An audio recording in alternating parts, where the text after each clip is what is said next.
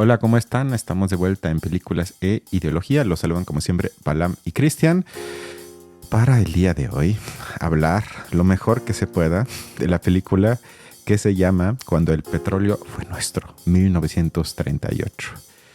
Y bueno, en este caso ni siquiera sé si quiero compartir lo que siempre ponemos en la antesala, que tiene que ver con que no vamos a hacer una crítica estética, ni a las actuaciones, ni al estilo cinematográfico. En este caso no puedo garantizar que no haga eso, porque estamos ante, por lo menos para mí, un producto tan pedestre que se tiene que criticar en todos los niveles que yo puedo hacerlo en los siguientes, pues quién sabe cuánto será, más o menos 30 minutos, que en este caso vamos a criticar todo. O sea, va a ser una crítica, aunque no seamos expertos, a todos los aspectos de esta cinta. Por lo menos yo ya doy el anticipo de que no pude creer lo que tuve que ver durante estos más o menos 90 minutos. Pero bueno, para ir paso por paso, Balam, ¿de qué trata esta película mexicana? Va. Bueno, pues como lo acabas de decir, Cristian, creo que el título lo dice bastante. Se trata de la época en la que el petróleo era de México. Se trata de la expropiación petrolera. Es una puesta en escena de todo ese evento histórico y que nos va a traer de la mano del personaje principal, que es Lázaro Cárdenas. Entonces, como tú lo acabas de decir, básicamente la película narra esa historia. Tiene muchísimos, desde mi punto de vista, problemas en traspasarla a la pantalla grande. Sin embargo, como bien lo señalabas, nuestro papel aquí va a ser tratar de interpretarla como una película también de nuestro tiempo, ¿no? En este caso, de la sociedad mexicana y cómo se relaciona también con el gobierno que tenemos hoy en día, porque no creo que sea casualidad que una película así salga en este momento, aunque según el director, Sergio Orbich, se tardó 20 años, según comentabas, en investigar para hacer esta película. Quizás es importante mencionar que el director Sergio Orbich, del cual ya escucharemos algunos audios en el programa, él es mexicano, pero estudió, parece ser, en la Unión Soviética hace muchas décadas. Y regresó a México a hacer diversas películas. Yo he podido ver algunas de las que hizo en los 70s. No me parecían tan malas. Ahora me las estoy replanteando seriamente. Haces bien. Pero bueno, en esta justamente lo que nos regala es ya quizás una de sus últimas, si no es que su última cinta, que justamente trata de la historia de cómo Cárdenas se enfrentó a los malos empresarios petroleros en un momento muy difícil para México. Extranjeros, por favor. Extranjeros, ¿cierto? Gringos e ingleses principalmente. Y bueno, nos ofrece entonces, pues no sé, pues una historia realmente que desde mi punto de vista a veces raya en parecerse una obra de teatro. Pero bueno. Una obra de teatro que también en ocasiones parece cuento de hadas, con unos héroes claramente de un lado, heroína, porque no puede ser de otra manera, que meten un personaje ficticio de una periodista que le filtra, más bien, de una secretaria que filtra información a un periodista y que son supuestamente la parte cómica de la película, porque como dice el director de la misma, no tuvo que haber sido aburrida, sino tiene que entretener, llevar al público de la mano para que entienda la importancia de lo que estamos viendo. Vamos a dar un paso para atrás. Quiero tematizar dos cosas. Por un lado, lo que dijo el director en una entrevista y en segundo plano, lo que dijeron algunas autoridades de nuestro país el día que acudieron al estreno de la cinta. ¿Te parece que comencemos con un audio que traje del espacio de ya Canal 11? Porque los llamados periodistas, es decir, Páez, Varela y Álvaro Delgado, ya, como ya hicieron propaganda para Sheinbaum durante los últimos 3 años, el premio fue un espacio en Canal 11. Muchas felicidades. Y en este programa entrevistaron al director hace algunas semanas. Y bueno, comenzaron de esta forma. A ver qué te parece. Está por cumplirse pues una fecha emblemática del proyecto nacional progresista que en su momento enarboló el presidente Lázaro Cárdenas del Río, entre otras medidas con la nacionalización de la banca el 18 de marzo de 1938. Otra vez. Medidas con la nacionalización de la banca. De la banca. Muchas gracias. Ahí está el nivel. Y ni siquiera se corrigieron, ¿eh? Se ve que Páez Varela, mientras habla el otro, no lo escucha. Nunca se corrigieron. Y bueno, cometieron ahí un error que ya habla de la seriedad de ese espacio. Más allá de este dardo que no me pude ahorrar, ahora sí vamos a escuchar al director en un audio en el que explica la importancia de esta cinta. ¿Por qué en este momento es relevante un documento fílmico que usted dirigió, don Sergio? Mira, mi papá ingeniero petrolero. Entonces yo desde niño estoy muy enterado de todo lo que es el petróleo en general y estoy el petróleo en México. Siempre pensé que es muy importante llevar a la pantalla esta epopeya maravillosa cuando el gobierno expropia su petróleo y lo hace propiedad de la nación y el pueblo unido que lo apoya. Fue un momento estelar y heroico de México cuando el pueblo y el gobierno estaban como un solo, un todo. Ok. Lo inspiró su papá. Muchas felicidades por eso. Y luego dice que es un momento en el que el pueblo como un todo, es decir, se aglutinó con el presidente Cárdenas de ese entonces y fue un gesto heroico hacer el petróleo nuestro, propiedad de México. Y bueno, lo hablamos antes de grabar, que este tipo de justificación, si me lo cuentan que lo hizo un estudiante de prepa en su proyecto final, que se metió media hora a Wikipedia, digo, bueno, es un gesto que cualquier priista histórico diría, así fue, y qué bueno, hijo, que te lo aprendiste de esa manera, pero que eso sea la presentación del director ante la pregunta de por qué es importante, sí, más o menos me asustó en el sentido de lo pequeño de miras y de lo pequeño en espíritu entendido como intelecto es su forma de entender un hecho histórico que sin duda se podría ilustrar de forma interesante, pero lo convierte, como dije al inicio, en una especie de cuento de hadas, caricatura, que parece más un panfleto infantil que una película que hay que tomar en serio. Totalmente. Creo que justamente él incluso da la respuesta, que es un mito que no solo comparte él, sino que, como bien lo dijiste, de alguna manera se forjó en la época priista, pero es la idea de la unión entre el pueblo y el gobierno, ¿no? Esa unión primigenia, ese pasado glorioso de unión, ese algo que de alguna manera el pueblo ya no ha vuelto a tener, o que quizás tuvo con Obrador, ¿no? Pero que de alguna manera refleja esa, como lo menciona él, epopeya maravillosa.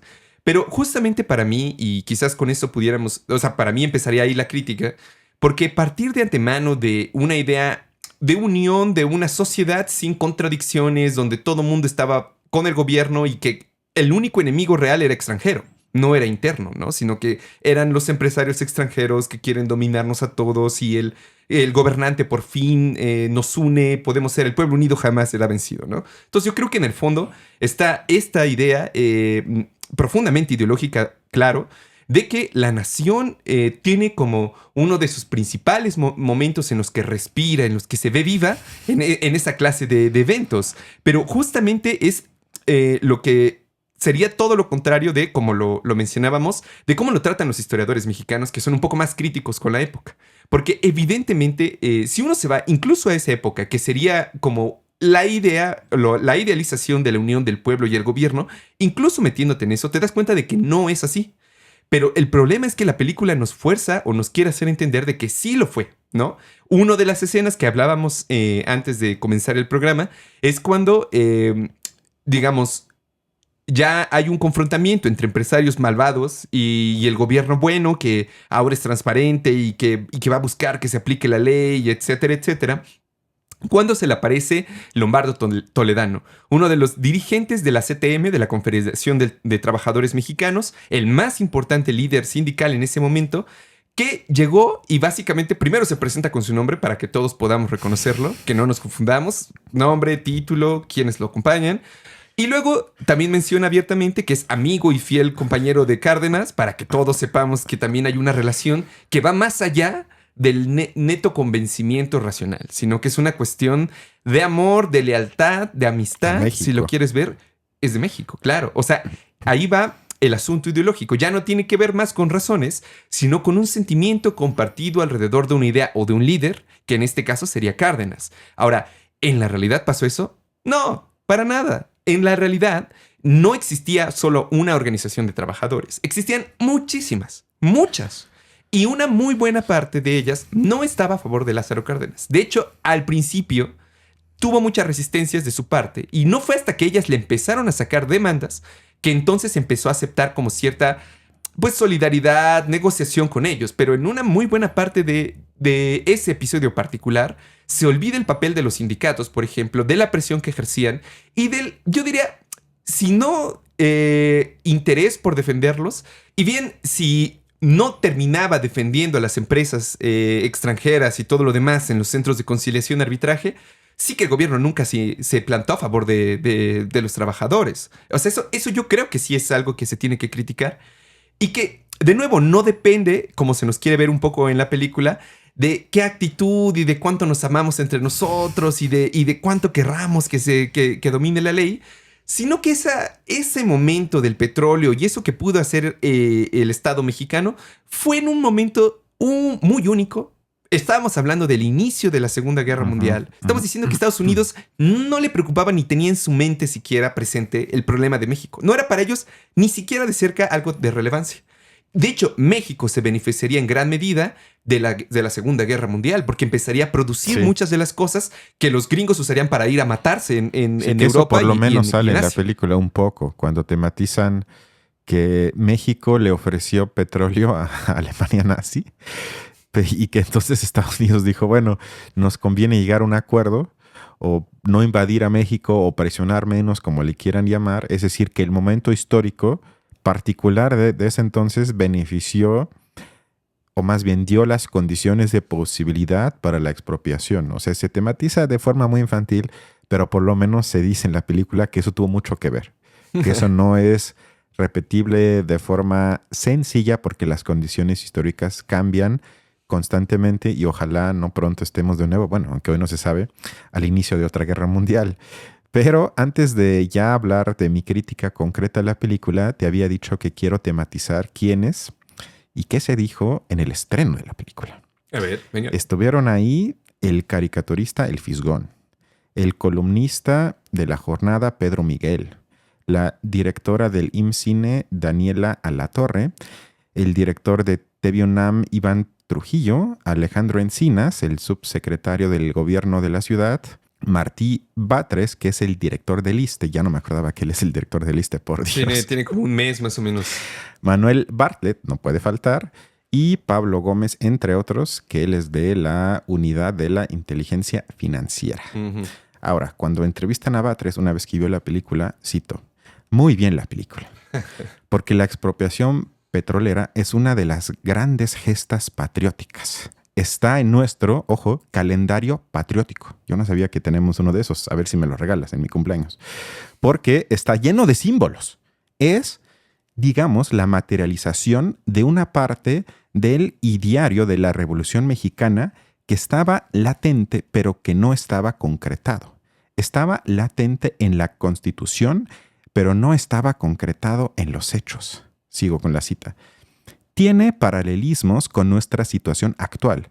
Por ejemplo, hoy, la presidenta, la doctora Claudia Sheinbaum Pardo, firmó las reformas que se hicieron en materia de empresas del Estado, recuperando Pemex y la CFE como entidades del Estado, quitándoles esta característica que les había dado el gobierno neoliberal de Peña Nieto, de entes productivos, que buscaba solo hacerlos ver como cualquier empresa en el horizonte del mercado energético. Y acabo la cita. La cinta es emocionante porque tenemos mucho cariño al presidente Tata Lázaro Cárdenas.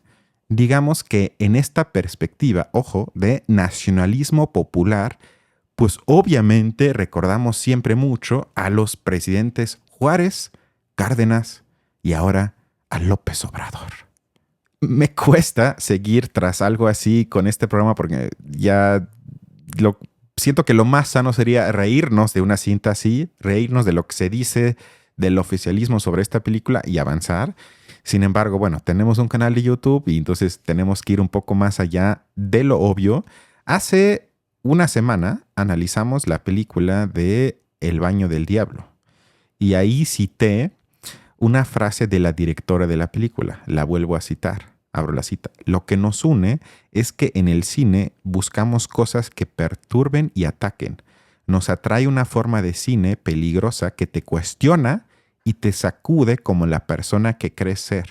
Leí de nueva cuenta esta cita porque contradice todo lo que, primero, de forma estética, en guión, en su contenido ideológico, etcétera, se hace en la película sobre cuando el petróleo fue nuestro, y también lo que desde el poder, se comenta sobre la misma, que lo único que hace es reforzar algo que ya siento y pienso antes de ver una película. No cuestiona absolutamente nada. En ese sentido, para mí no cumple con ser una obra de arte, ni siquiera cumple para mí con ser una película, sino es, y aunque suene feo, una película propagandística que responde al sentido común que reina hoy en México y que es esparcido sobre todo, pero no únicamente, pero principalmente por el gobierno actual. Y en ese sentido me recuerda, y ya con eso te doy la palabra, mucho más a las épocas de la Unión Soviética, que se hacía supuestamente arte, que para mí ya no lo era, para educar a la gente. Con el propósito ya desde su fundación y creación, qué es lo que quiero transmitir y de qué forma, y cómo lo hago lo más digerible posible para que no haya ninguna equivocación en el mensaje que yo quiero dar. Perdón, pero eso es propaganda. Aquí tenemos episodios en el canal sobre la propaganda nazi. Literal, leímos partes de Mi Lucha para que no digan que estamos inventando. Y ahí se trata de eso, de que yo asumo que el sujeto pueblo, la gente común y corriente es tonta, la tengo que manipular, en este caso, con algo que ellos dirían moralmente bueno, por el lado bueno de la historia, con eso se justifica, pero es eso. Es decir, convierto a la historia en una caricatura entre buenos y malos, además entre soberanía popular versus intereses extranjeros malos, y con eso educo a la gente de la forma que yo lo considero pertinente, y lo más perverso es, además, establezco líneas de similitud con el momento actual, es decir, que creo otra vez una supuesta unión popular interna versus los enemigos exteriores. Fíjate que yo creo que esa lógica específica de ver más bien como ciertas ideas, ciertos personajes, como que se sacralizan y se vuelven el modelo utópico que hay que seguir, ¿no? Esa crítica yo creo que fue muy, muy evidente contra la URSS. O sea, sobre todo de los países que no estaban alineados o que no querían verlo de esa manera. Porque evidentemente sí es una lógica autoritaria, en tanto que dice, bueno, claro, estos son los valores positivos, todo lo que esté en contra de ello es negativo por principio, así que lo que nos queda es más bien una reafirmación eterna de lo que ya sabemos, ¿no? Básicamente a veces regalan eso, y que yo creo que es lo que vemos también, por ejemplo, en China ahorita. Me ha tocado ver un par de películas de China que las salen. No, películas, perdón. o sea, actuadas y todo.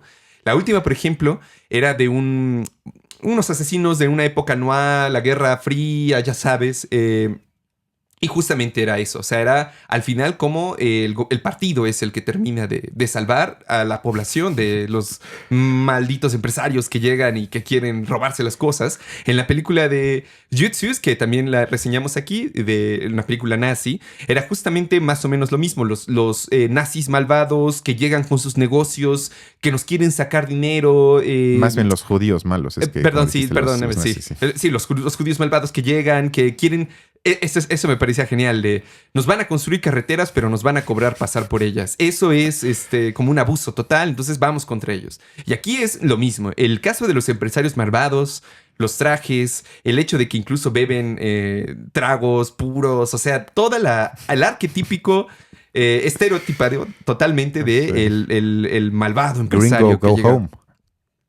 Exactamente. Y entonces incluso entre ellos hablan y dicen, bueno, pues que ya descubrimos mucho. ¿Cómo podemos hacer para comprar a la justicia? ¿Cómo podemos hacer para sacar a los campesinos de la manera más violenta posible? O sea, evidentemente todo es negativo en ellos.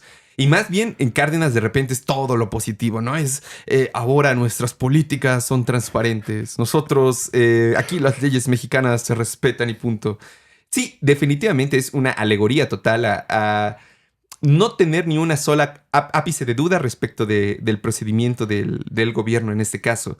Pero para mí se resume un poco en eso, en que la película nos invita a pensar que a lo mejor no importa tanto las razones particulares de lo que ocurrió, sino más bien que en el fondo es una cuestión de actitud. O sea, Cárdenas se diferencia de los otros porque es transparente y quiere hacer presente leyes, principios y valores que a lo mejor los otros simplemente no tenían ganas. O no eran tan nacionalistas y no querían tanto a México y por eso lo hicieron, ¿no? Uh-huh. Y por eso luego está la explicación de, claro, los siguientes presidentes tampoco querían tanto a México, por eso ya no fueron tan populares, por eso ya no hicieron tantas cosas. Por eso eran corruptos. Aunque posteriormente de nuevo seguirían las expropiaciones, seguiría la cuestión de las empresas paraestatales, que eso sería parte de un capitalismo que no tiene nada que ver con actitudes, sino con una forma de estructurar el capitalismo que se encontró en el siglo XX, que la gente en ese momento se oponía. O sea, la gente de izquierda lo criticaba por sus limitaciones. Y ahora, digamos, para esa gente que en su tiempo la criticaba, ver esta película que más bien trata de alabar todo eso,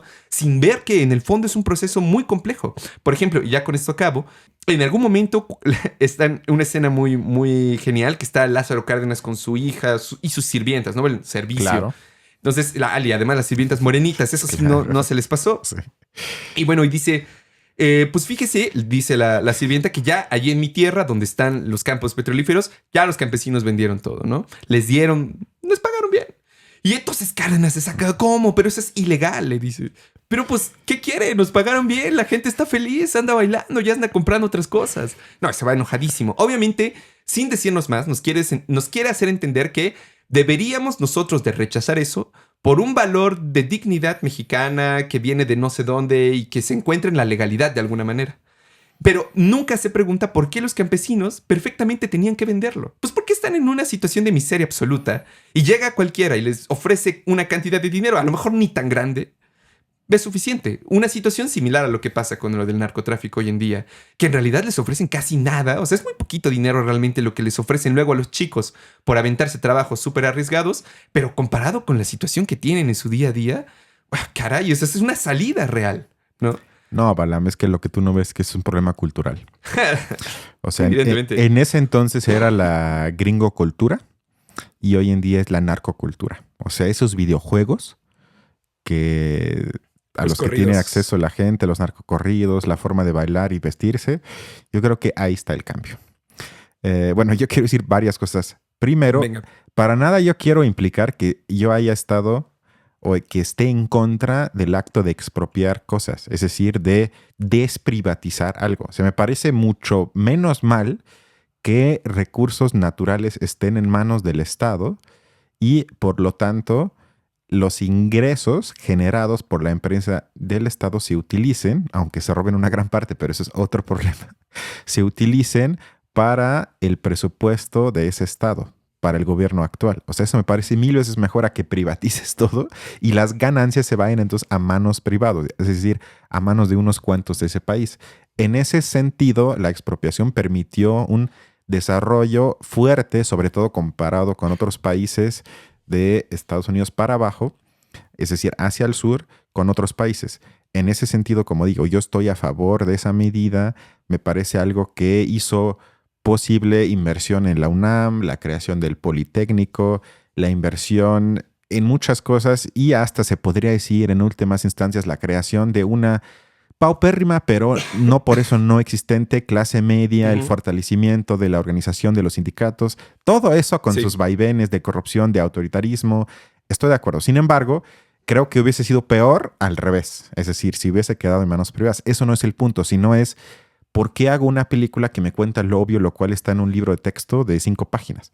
Porque también toda esa historia se puede contar desde una parte de México que no se benefició de la expropiación. ¿Cuántos pueblos indígenas, y no nada más indígenas, sino pueblos alejados de las grandes urbes, fueron expropiados por la empresa del Estado porque en sus tierras se encontraron petróleo, porque en sus tierras tuvieron que construir algo de CFE? Eso nada más es una opción de cosas que puedes contar. Luego la contaminación. O sea, no hay extracción de petróleo que no también implica una destrucción brutal del medio ambiente. Se podría contar eso. Si se quiere hacer un paralelismo con la época actual, se puede decir, bueno, y no sería un gesto similar, entre comillas, que hoy expropiáramos las empresas privadas que se basan en energías limpias, y eso es el futuro más que el anhelo romántico de hace 100 años. Es decir, en 5 minutos se me ocurrieron 3 opciones de cómo contar algo mucho más interesante y crítico que lo que vimos. Lo segundo es, como bien dijiste eso, me gustó que construyen las carreteras, pero nos van a cobrar por andar en ellas. Bueno, en México lo bueno es que sí se nos cobran algunas por andar en ellas, pero lo cobran mexicanos, entonces ya es menos malo. O sea, bueno, sí. Sí, o sea, le pago a un mexicano y no a un extranjero, porque si no, sí sería muy grave y ameritaría una gesta heroica para acabar con eso. Luego ya, concretamente, para darte la palabra, en la cinta, las actuaciones. O sea, quien la hace de Lázaro Cárdenas, y le voy a dar el beneficio de la duda. Quizás él mismo se sintió incómodo por los diálogos que estaban en la película, porque yo lo vi cuadrado, tieso, sin poder dotar de vida al personaje de forma alguna. O sea, Sí. lo único que tuvo que hacer es recitar frases patrióticas sin que su convicción en la película logre transmitir la convicción para quienes estamos viendo la película. Luego, la película descansa en personajes históricos que son absolutamente unidimensionales, cuya vida no traspasa el texto escolar de primaria. Como dices, se tienen que presentar: hola, yo soy el licenciado, amo México, apoya a usted, presidente, y gringo go home. Ok, estamos de acuerdo, entonces ya vete otra vez. O sea, es absolutamente inadmisible que uno haya tenido inversión para ese tipo de películas.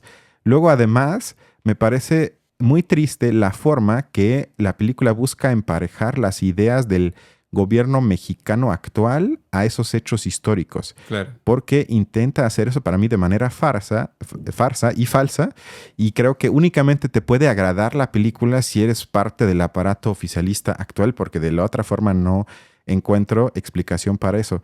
Y ya lo siguiente y lo último que tiene que ver con esto es, todo lo que digo se puede ejemplificar con, para mí, 2 escenas, que es una es al inicio y la otra es al final de la película. Y en las dos se trata, y en una aparece el pintor mexicano histórico Diego Rivera. Al comienzo de la película vemos entrar a Cárdenas a Palacio Nacional y se encuentra con Diego Rivera y Frida Kahlo. Y en este instante vemos lo infantil y museográfica que es esta cinta, ya que la aparición de estos personajes históricos, y no nada más para México, sino internacionalmente conocidísimos, mucho más que Cárdenas.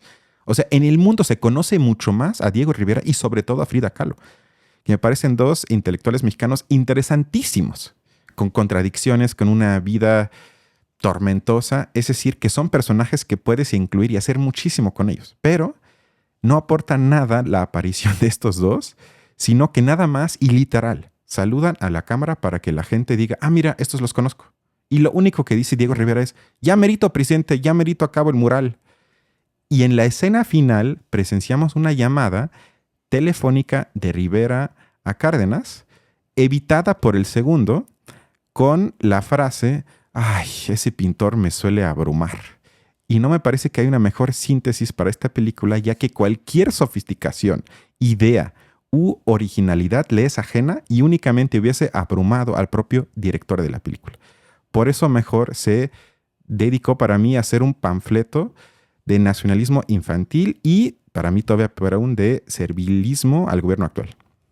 Y creo que, digamos, también la película en ciertos momentos me parece que es muy buena para pensar justamente esa énfasis que se le da en extremo a la identidad que yo comparto con estas personas que se llaman mexicanos y que son patriotas, ¿no?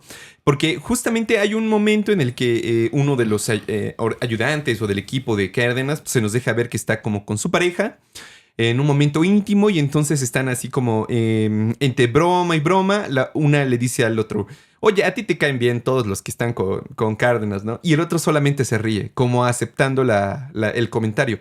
Para mí eso es revelador, porque justamente, digamos, eso que parece así como una broma de claro, pues es que sí me llevo bien porque coincidimos, digamos, en el fondo se piensa que coinciden en una idea fundamental, pero el problema, digamos, es que sin darse cuenta, al final la consistencia de esa idea puede variar mucho, pero lo que es constante, digamos, en este tipo de nacionalismo o de identidad muy, muy pronunciada en el nacionalismo es justamente eso, unirse con otros que también se reconocen igual. Pero entonces, ahí viene la pregunta que hacían muchas personas en el siglo XX. ¿Y ¿qué es la nación mexicana? ¿A quiénes integra y a quiénes no? Y uno de los primeros sociólogos de México, Stavenhagen, justamente tenía el concepto de colonialismo interno para explicar cómo los estados, grupos criminales muy fuertes en un territorio dado, buscan hacerse hegemónicos, dominar, expandir la misma lengua, que todos los pueblos indígenas se modernicen, etc. Entonces, cuando hablamos de nacionalismo, siempre hablamos de una parte de lo que llamamos nación o de este estado, de este territorio, cuyos intereses deben de hacerse pasar por los intereses del resto del país. Entonces, es muy preocupante porque de inicio ya el nacionalismo entonces implica un esfuerzo de mistificar ciertas contradicciones. Y fíjate, lo peor es que yo creo que en el fondo muchos de izquierda piensan que no son tan nacionalistas, o que es nada más algo como etiqueta que tienen, pero que a lo mejor su idea va más allá porque también son latinoamericanistas y seguramente les interesa lo de Palestina, etc.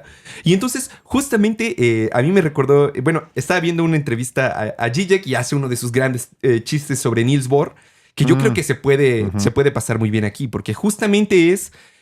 yo llego a un lugar, ¿no? Me imagino, si Niels Bohr fuera nacionalista, llego a su casa y me encuentro grandes banderas, ¿no? De Palestina, de México, de todos los países latinoamericanos que quieres, ¿no? Y yo le pregunto, oye, pero tú no eres más humanista, ¿por qué, digamos, eres nacionalista? ¿No te importa el mundo, el ser humano en abstracto? Seguramente Niels Bohr contestaría algo como, claro que sí, ¿no? Yo soy totalmente de izquierda, obviamente supero más las naciones, ¿no?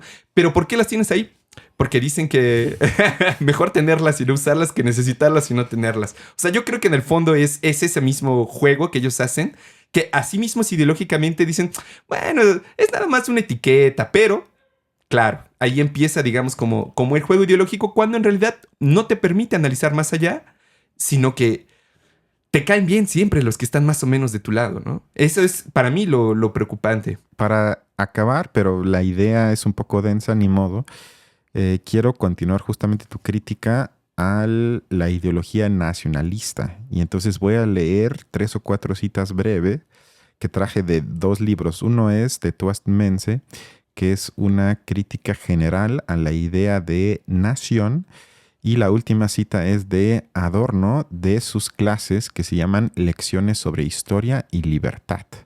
Comienzo entonces con algunas citas de Mense que sintetizan lo que tú dices, pero lo hacen de una forma un poco más abstracta para que quede quizás aún más clara, o por lo menos eso espero. Abro la cita. Detrás del concepto de nación había originalmente una idea revolucionaria. Las personas debían dejar atrás su condición de súbditos y erigirse en soberanos de sus propias vidas.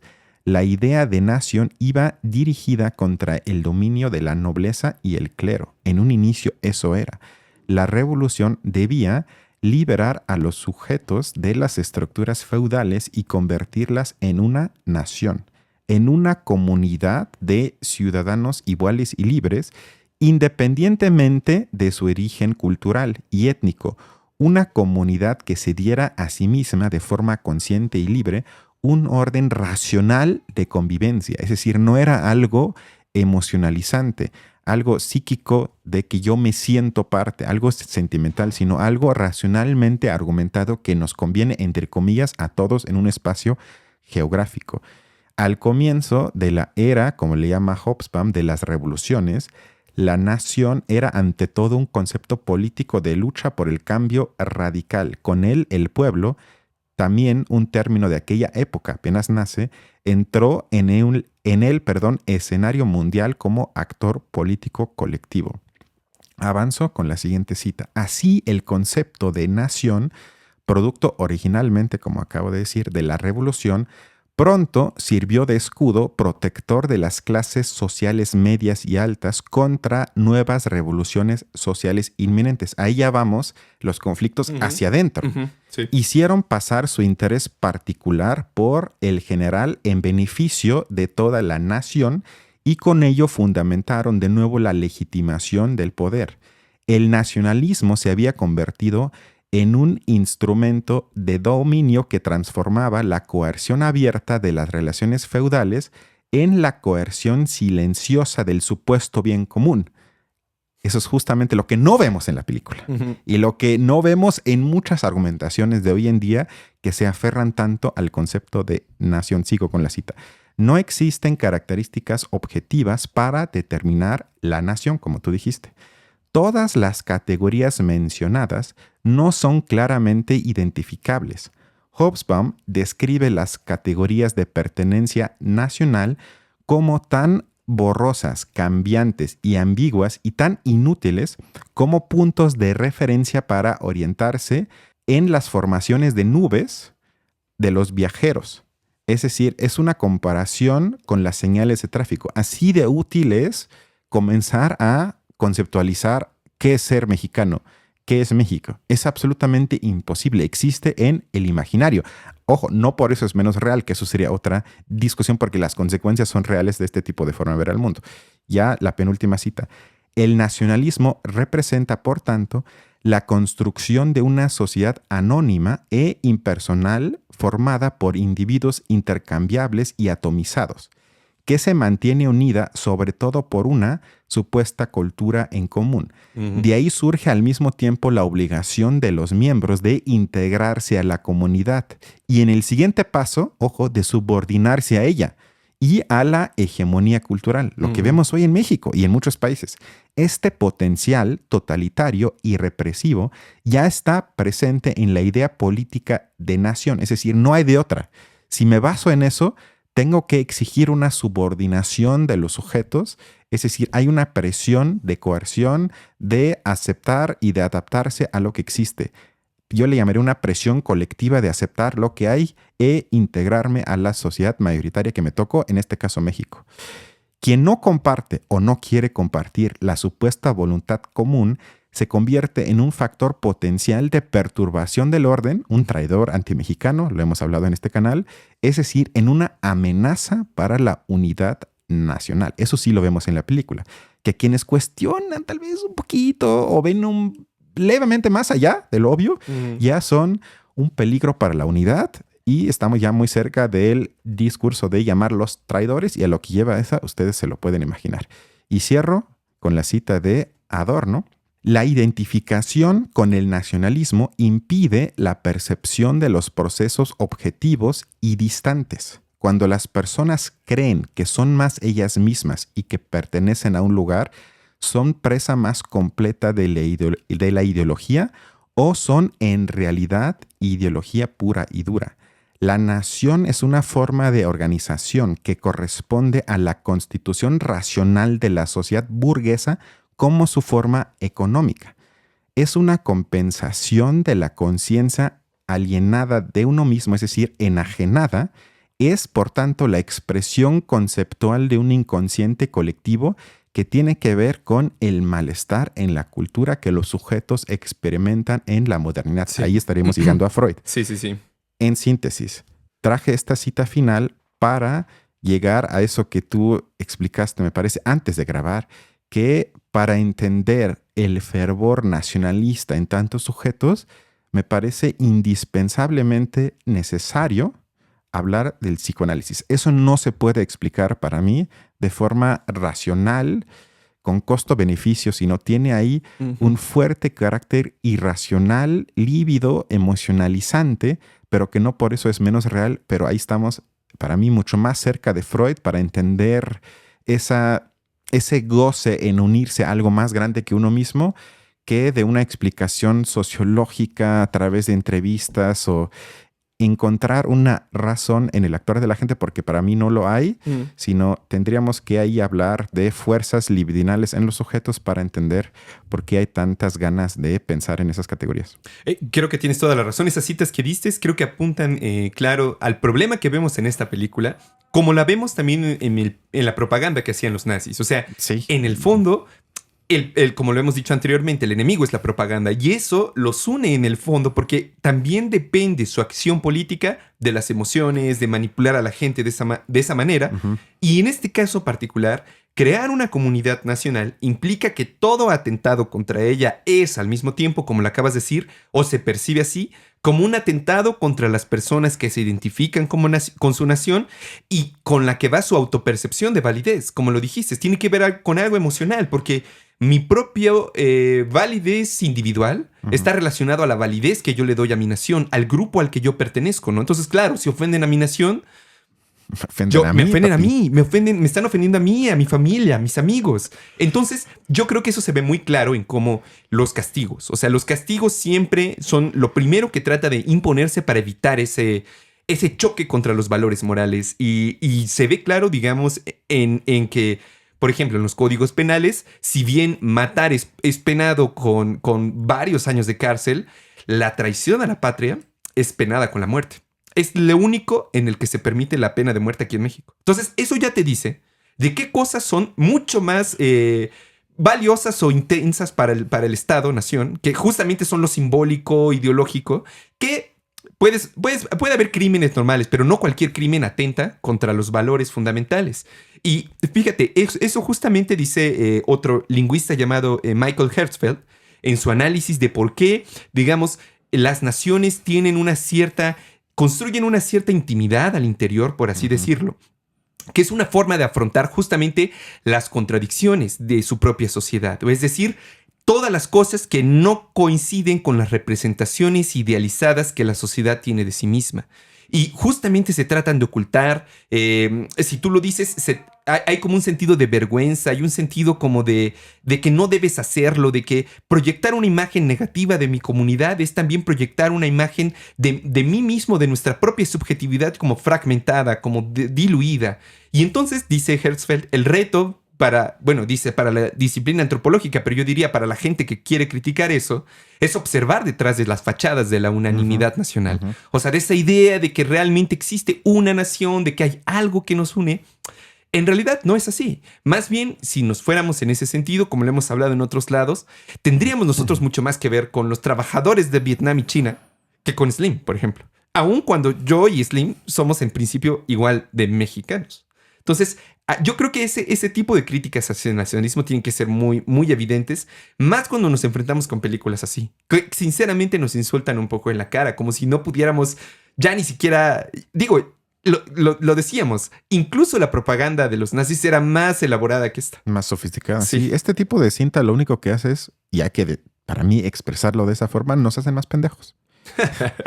Entonces, supongo que no la recomiendas. No, en absoluto. Yo tampoco. Por último, quien le interese el tema como fenómeno, que sin duda es muy interesante, recomiendo el libro de Lorenzo Meyer que se llama Nacionalismo Petrolero, que es un libro extenso, una investigación muy seria sobre cómo surge esa idea de unión entre petróleo y soberanía, combinado luego o glorificado como el nacionalismo petrolero que introdujo o llevó a México a la supuesta gloria del siglo XX, que el inicio es lo que vemos de forma, insisto, muy pedestre en la película, pero en ese libro sí se aborda el fenómeno con todas sus contradicciones y sus vaivenes, es decir, quien le interesa el tema, que insisto, el problema no es el tema, que sería muy interesante, mejor lea ese libro y no gaste su hora y media en esta película. O digamos, si les interesa también no quedarse con la idea de que es muy común, de que claro, rápidamente todos los trabajadores se fueron con el líder y lo apoyaron. También me parece que Siglo XXI edita unos brevarios de historia de la clase obrera en México. Y si no me recuerdo es el número 11, 12, pero es ese periodo histórico que justamente es el cardenismo, donde viene muy, muy bien desglosado como no era uno, sino eran 100, 200 organizaciones, muchísima gente, mucha convulsión. Era otro panorama, sin duda. Pero bueno, y nada más terminar con eso de que a veces se olvida que también las personas, independientemente del gobierno y las empresas, pueden ser actores. Y que en ese tiempo las organizaciones como los sindicatos y los demás hasta cierto punto sí reflejaban esa parte de la sociedad que estaba organizada. Que hoy en día ya no lo tenemos. Y se nos quiere hacer ver que eran exactamente lo mismo que el gobierno, cuando en realidad no lo eran. Y en todo caso, si uno hubiera que ver un tipo de política que personalmente apunta más hacia los intereses que me parecen relevantes, sería la política que hicieron ellos. No necesariamente la del gobierno. Pero bueno, eso es... Sí. Pues a menos que tengas algo más, no veas la película. No. Y nos vemos la siguiente semana para otra discusión. Cuídense mucho. Hasta luego.